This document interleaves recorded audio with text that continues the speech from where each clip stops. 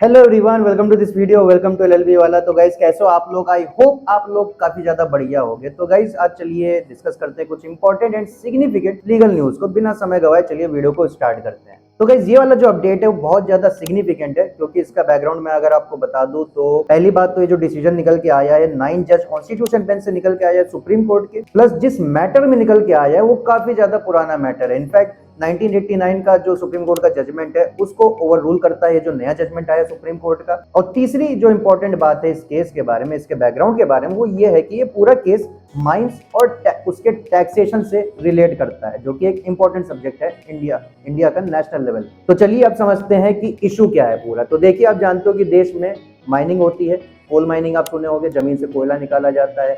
Mineral की mining आप सुने होंगे। तो गाइस, ये जो माइनिंग होता है इसका एक प्रॉपर कॉन्ट्रैक्ट होता है, एक पूरी इसकी लीज डीड होती है, जहां पे एक पार्टी होती है लेसर और एक पार्टी होती है लेसी। और इस पूरे डीड में एक रॉयल्टी की पेमेंट होती है। जैसे फॉर एग्जाम्पल, अगर कोई लीज होल्डर है तो वो जो लीज्ड लैंड है जहां पे वो माइनिंग करेगा, तो जितनी भी वो माइनिंग की जो राइट एक्सरसाइज कर रहा है उसके हिसाब से वो रॉयल्टी पे करेगा। तो गाइस, इसी के रिगार्डिंग में बहुत बड़ा क्वेश्चन मार्क निकल के आ रहा था, क्या ये जो रॉयल्टी है क्या इसको एक टैक्स माना जाएगा या नहीं माना जाएगा? मतलब ये जो रॉयल्टी है it is a form of tax और नॉट? क्योंकि ये जो पूरी माइनिंग की जो एक्टिविटी है वो रेगुलेट होती है हमारी mines and minerals development and regulation act of 1957, जिसको शॉर्ट में MMDRA कहते हैं। तो इसका सेक्शन 9 क्लियरली कहता है कि अगर कोई लीज्ड लैंड है उस पर अगर कोई एंटिटी माइनिंग कर रही है, वहां से मिनरल एक्सट्रैक्ट कर रही है, तो जितना मिनरल वहां पे एक्सट्रैक्ट हो रहा है उस हिसाब से उसको रॉयल्टी पे करनी पड़ेगी। किसको पे करनी पड़ेगी? वो कोई इंडिविजुअल हो सकता है, कोई कॉर्पोरेशन हो सकता है जिसने वो लैंड को लीज किया है। अब रॉयल्टी पेमेंट का आपको बहुत सिंपल सा मैं एग्जांपल देता हूं। जैसे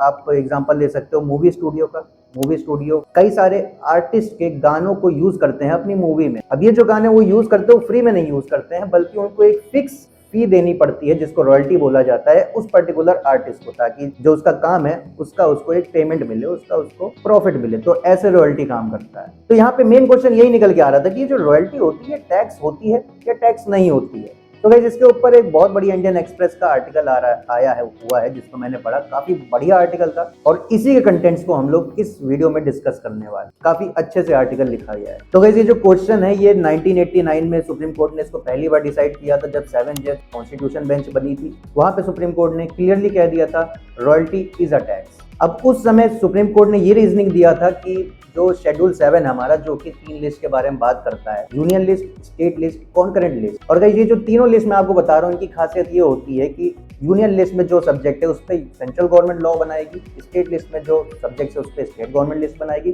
कॉन्करेंट में जो सब्जेक्ट्स हैं उस पर सेंट्रल गवर्नमेंट और स्टेट गवर्नमेंट दोनों कानून बनाएंगी। हालांकि अगर दोनों के बीच में कोई कॉन्फ्लिक्ट हो जाता है तो सेंट्रल गवर्नमेंट का जो लॉ है वो प्रिवेल करेगा ओवर द स्टेट गवर्नमेंट। और अगर ऐसा कोई सब्जेक्ट है जो इन तीनों ही लिस्ट में नहीं कवर्ड है तो वहां पे भी सेंट्रल गवर्नमेंट की रेजिडुअरी पावर वहां पे प्रिवेल करेगी, तो वहां पे सेंट्रल गवर्नमेंट लॉ बनाएगी। अब गाइस, इसका एंट्री 4 जो लिस्ट 1 है यूनियन लिस्ट, उसका एंट्री 54 ये कहता है कि central government mines and mineral development को रेगुलेट कर सकता है। तो इस बेसिस पे गाइस उस समय सुप्रीम कोर्ट ने कहा था कि स्टेट गवर्नमेंट जो होती है वो टैक्स नहीं लगा सकती, रॉयल्टी ले सकती है, जो कि वो लिया करती थी, लेकिन टैक्स नहीं लगा सकती है, क्योंकि entry 54 of the union list वहां पे सेंट्रल गवर्नमेंट को एक ओवरराइडिंग अथॉरिटी दी गई है। और यहाँ पे कुल मिला के सुप्रीम कोर्ट ने ये कह दिया था कि रॉयल्टी तो एक टैक्स होता ही है, उसके ऊपर अगर अलग से स्टेट गवर्नमेंट सेस लगाएगी तो ये कहीं ना कहीं एक डबल टैक्स जैसा हो जाएगा, which will go beyond the competence of the state government under section 9 of the central act. तो ये चीज हुई थी इंडिया सीमेंट के केस में। लेकिन गाइस, ये जो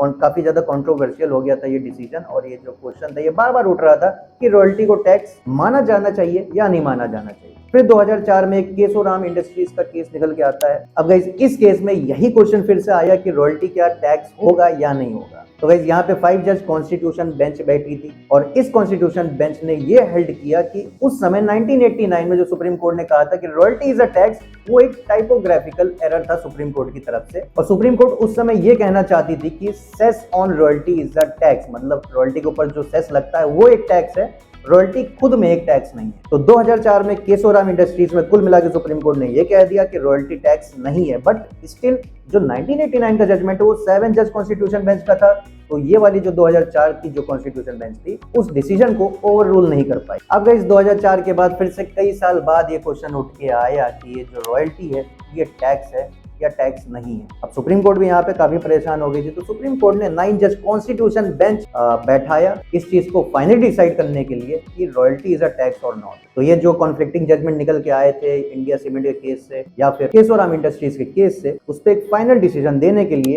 एक 9 जज कॉन्स्टिट्यूशन बेंच बनी, जिसका जजमेंट मतलब डिसीजन अभी रिसेंटली आया है। तो गाइस यहाँ पे 9 जज कॉन्स्टिट्यूशन बेंच में 8:1 से वर्डिक्ट आया है, जहाँ पे 8 असेंटिंग जज हैं और 1 डिसेंटिंग जज हैं, जिनका नाम बीवी नगरत्ना है, जस्टिस बीवी नगरत्ना। और इस कॉन्स्टिट्यूशन बेंच को हमारे हेड कर रहे थे chief justice of India justice DY Chandrachud. और यहाँ पे इस बेंच ने कह दिया है कि royalty is not a tax. अब चलिए समझते हैं कि सुप्रीम कोर्ट ने ऐसा अब क्यों कहा कि royalty is not a tax. तो गाइस जो सोल रीजन जो यहाँ पे सुप्रीम कोर्ट ने दिया वो ये है कि जो रॉयल्टी होती है वो टैक्स से बिल्कुल ऑल टुगेदर डिफरेंट होती है। क्यों?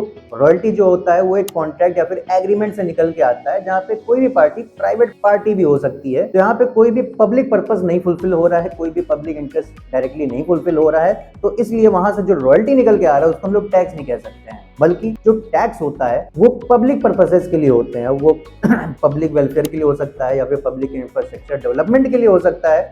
तो it is completely different from a royalty. In fact यहाँ पे हम लोग जिस कंटेक्स्ट में रॉयल्टी की बात कर रहे हैं वहां पे एक लीज जमीन है जहां पे माइनिंग एक्टिविटी हो रही है, जितना माइनिंग हो रहा है उतना रॉयल्टी पेमेंट दिया जा रहा है उस व्यक्ति को जिसने वो जमीन लीज पे दी है। तो ये टैक्स के कॉन्सेप्ट से बिल्कुल ही अलग। और इसके बाद सुप्रीम कोर्ट ने ये कहा कि भले ही रॉयल्टी एक टैक्स नहीं है, बट स्टिल जो स्टेट गवर्नमेंट है वो मिनरल और माइन जो एक्टिविटीज है उसके ऊपर टैक्स लगा सकती है, क्योंकि जो हमारा शेड्यूल 7 है, जो मैंने अभी आपको रिसेंटली पहले बताया था इस वीडियो में, उसका जो लिस्ट 2 है जो कि स्टेट लिस्ट के बारे में बात करता है, जिसमें स्टेट सब्जेक्ट्स दिए गए हैं, जहाँ पे स्टेट गवर्नमेंट लॉ बनाएगी, तो उसका एंट्री 49 और 50 आप देखोगे तो वो इसी के बारे में बात करता है। 49 कहता है कि अगर कोई लैंड है, कोई बिल्डिंग है, तो उसके ऊपर स्टेट गवर्नमेंट टैक्स लगा सकती है। तो इनफैक्ट मतलब अगर कोई लीज्ड लैंड है, अगर किसी स्टेट गवर्नमेंट के अंदर पड़ रही है, मतलब स्टेट टेरिटरी में पड़ रहा है, तो उस पर्टिकुलर लैंड पे जिस स्टेट गवर्नमेंट का जो जुरिस्डिक्शन है वो वहां पे टैक्स लगा सकती है। ये एंट्री 49 कहता है। एंट्री 50 कहता है स्टेट गवर्नमेंट मिनरल राइट्स के ऊपर टैक्स लगा सकती है subject to restriction put up by parliament by a law. तो जब तक पार्लियामेंट वहां पे लिमिटेशन नहीं लगा रही है तब तक वहां पे स्टेट गवर्नमेंट टैक्स ले सकती है। तो ये चीज है,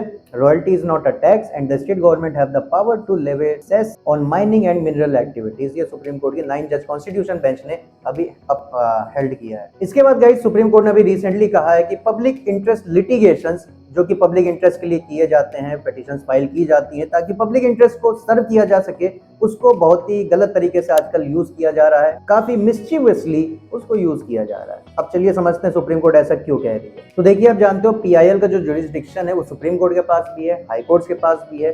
तो यहाँ पे सुप्रीम कोर्ट पा रही है कि काफी ज्यादा PILs यहाँ पे हाई कोर्ट में किया जा रहा है, जबकि ऐसा नहीं किया जाना चाहिए। हाई कोर्ट को भी बहुत सारी PILs को नहीं एंटरटेन करना चाहिए, क्योंकि आप जानते हो कि कोर्ट जो है उसके ऊपर मतलब वैसे बहुत ज्यादा बर्डन है। यहाँ पे उनको सिविल या क्रिमिनल अपील्स एंटरटेन करना चाहिए, उसको डिस्पोज ऑफ करना चाहिए, क्योंकि हमारे जो हाई कोर्ट है वो एक एपेलेट कोर्ट अपील सुनने के लिए। इनफैक्ट कई सारी अपील्स ऐसी हैं जो काफी दशकों से पेंडिंग है हाई कोर्ट। और यहाँ पे क्या हो रहा है कि कोई भी मुंह उठा के PIL लेके चला जाता है, यहाँ पे कोर्ट भी उसको एंटरटेन कर देती है, ऑर्डर पास कर देती है, और कई बार इस PIL में गलत ऑर्डर वहां पे निकलवा लिया जाता है। अब जैसे मैं आपको एक इंस्टेंस देता हूँ, यहाँ पे सुप्रीम कोर्ट ने जो इंस्टेंस बताया है, तो देखिए यहाँ पे पटना हाई कोर्ट से रिलेटेड ये मैटर निकल के आया है। तो यहाँ पे पटना में कोई जगह थी, वहां पे इलीगल कंस्ट्रक्शन था, तो PIL पटना हाई कोर्ट में लाया गया उन इलीगल कंस्ट्रक्शंस को डेमोलिश करने के लिए, तोड़ने के लिए, डिस्ट्रॉय करने के लिए। तो यहाँ पे क्या होता है कि 18 मार्च को पटना हाई कोर्ट अलाउ कर देती है, ग्रीन झंडी दे देती है कि हाँ जाइए आप वहां पे इलीगल कंस्ट्रक्शंस को जाके तोड़ दीजिए। लेकिन इसके कुछ 4-5 दिन बाद 22 मार्च को सुप्रीम कोर्ट इस ऑर्डर पे स्टे लगा देता है कि नहीं, आप ऐसा नहीं कर सकते हो। बट स्टिल यहाँ पे जो लोकल अथॉरिटीज थे, डिस्ट्रिक्ट मजिस्ट्रेट थे,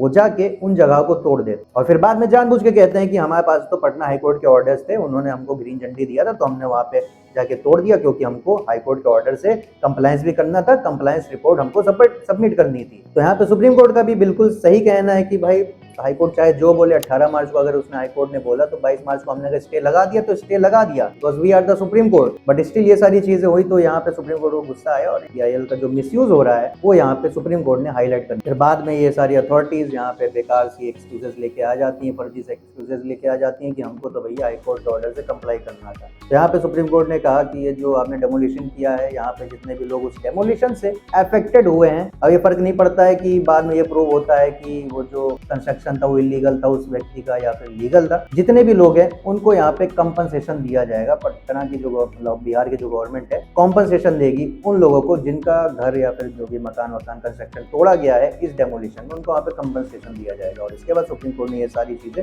हाईलाइट की, जैसा कि मैंने आपको बताया। लेकिन इसके ऊपर आपका क्या सोचना है आप भी कमेंट सेक्शन में बताइएगा। अब guys, Himachal Pradesh high court ने हिमाचल प्रदेश की गवर्नमेंट से ये अर्ज किया है कि जितने भी टूरिस्ट यहाँ पे हिमाचल प्रदेश में घूमने के लिए आ रहे हैं उनसे कहिए कि अपने साथ एक गार्बेज का बैग लेके आएं, ताकि वो हिमाचल प्रदेश में कोई भी जगह दूषित ना कर दें, स्पॉइल ना कर दें, गंदी ना कर दें। क्योंकि आप जानते हो हिमाचल प्रदेश में काफी ज्यादा टूरिस्ट वाली जगह हैं, जैसे शिमला इमला ये सब हो गई, तो ये काफी सारे टूरिस्ट वाली जगहें हैं, काफी सारे टूरिस्ट यहाँ पे आते हैं। और कई बार ऐसा देखा जाता है कि वहाँ पे जो जगह है घूमने वाली, वहाँ पे उन जगहों को गंदा कर देते हैं। इसीलिए हिमाचल प्रदेश हाई कोर्ट ने यही चीज कही है कि जितने भी टूरिस्ट अपनी गाड़ी वाड़ी लेके आ रहे हैं उसमें गार्बेज बैग रखे और जितना भी कूड़ा उनका बन रहा है उसको उसमें रखे।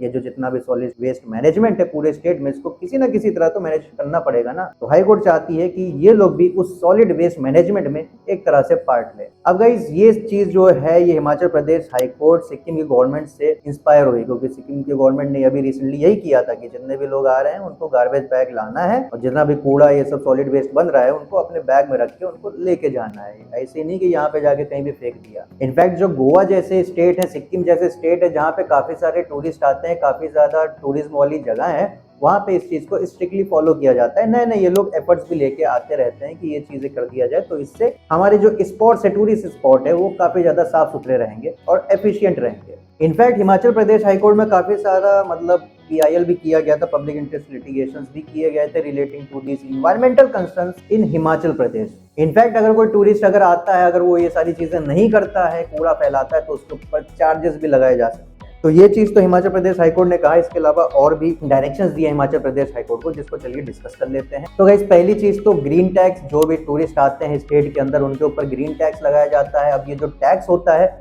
उसको, ये जो एनवायरनमेंट है उसको इंप्रूव करने के लिए उसको इन्वेस्ट किया जाता है, यूज किया जाता है। जैसे आप एग्जांपल ले सकते हो सॉलिड वेस्ट मैनेजमेंट, जिसकी इतनी देर से मैं बात कर रहा हूँ। तो यहाँ पे हिमाचल प्रदेश हाईकोर्ट ने पाया कि इस ग्रीन टैक्स का काफी दिन से कोई ऑडिट नहीं हुआ है, पता नहीं चल रहा है कितना टैक्स कलेक्ट हुआ है, कहाँ पे उसको लगाया जा रहा है, क्या हो रहा है उसके साथ। तो ये चीज हाईलाइट किया हिमाचल प्रदेश हाईकोर्ट ने, कहा कि इसके ऊपर एक्शन लेना चाहिए और इनफैक्ट अथॉरिटीज से कहा कि आप एफिडेविट दीजिए और बताइए कि जो ग्रीन टैक्स है कितना कलेक्ट हुआ है। दूसरी चीज हाईकोर्ट ने ये कहा कि एक म्युनिसिपल वेस्ट मैनेजमेंट कॉर्पोरेशन बनाया जाए, ताकि ये जो जितना भी वेस्ट हो रहा है उसको मैनेज किया जा सके काफी एफिशिएंटली। तीसरी बात कोर्ट ने ये कहा कि जितना भी वेस्ट उठाया जा रहा है, प्लास्टिक उठाया जा रहा है, वो एक प्लास्टिक बायबैक पॉलिसी भी गवर्नमेंट को यहाँ पे इंट्रोड्यूस करनी चाहिए। कोर्ट का ये भी कहना है कि स्पेशल टास्क फोर्सेस बनानी चाहिए। अब वो STF, मैं उन STF की बात नहीं कर रहा हूँ जहाँ पे पुलिस वाले होते हैं रेड मारते हैं, वो वाले STF नहीं, बल्कि ये जो STF होंगे उसमें ऐसे मेंबर्स होंगे जैसे like forest department, tourist development corporation या ऐसे और भी जो अदर स्टेक होल्डर्स हैं, उनको इस STF का पार्ट बनाया जाएगा और वो इन्हीं अलग अलग टूरिस्ट वाली जगहों पे जाके ये पूरा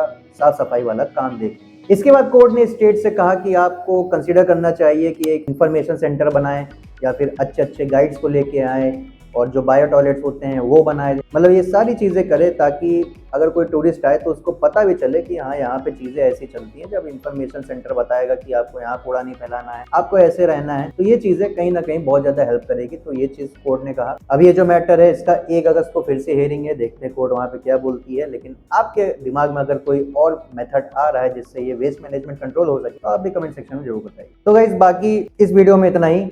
आई होप आपको वीडियो पसंद आई होगी। वीडियो अगर पसंद आई तो वीडियो को लाइक कर दीजिएगा। कुछ आपका अगर सुझाव हो या अगर आपको कुछ कहना हो तो आप कमेंट सेक्शन में कह सकते हो। बाकी ऐसी और भी वीडियोस के लिए आप सब्सक्राइब कर सकते हो LLB वाला को। बाकी स्टे सेफ।